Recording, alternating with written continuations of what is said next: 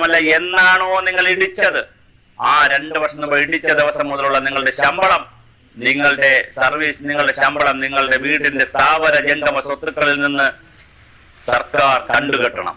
നിങ്ങളുടെ ഫാമിലിയും ഇത് അനുഭവിക്കണം. മറ്റൊരു ചെറുപ്പക്കാരന്റെ ഫാമിലി സുജിത്ത് എന്ന് പറയുന്ന ക്ഷേത്രത്തിൽ പൂജ നടത്തുന്ന ഒരു വളരെ വളരെ സാത്വിക ജീവിതം നയിക്കുന്ന ഒരു ചെറുപ്പക്കാരനെ ഇങ്ങനെ ഇടിച്ച് പപ്പടമാക്കിയപ്പോൾ അയാളുടെ കുടുംബത്തിലുള്ളവർ അനുഭവിച്ച വേദന, അയാളുടെ നെഞ്ചിലിടിച്ച ഓരോ ഇടിയും, മുതുകത്തിടിച്ച ഇടിയും കേരള സമൂഹത്തിന്റെ ജനാധിപത്യ ബോധത്തിന്റെയും പൗരബോധത്തിന്റെയും പുറത്തുള്ള ഇടിയാണെന്ന് നിങ്ങൾ തിരിച്ചറിയണം.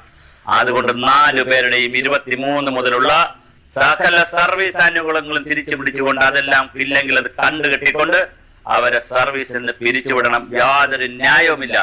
എന്തിനെന്ന് ചോദിച്ചാൽ ഈ 4 പേർക്ക് വേണ്ടിയിട്ടല്ല, പോലീസ് സേന ഇത് പഠിക്കേണ്ടതുണ്ട്.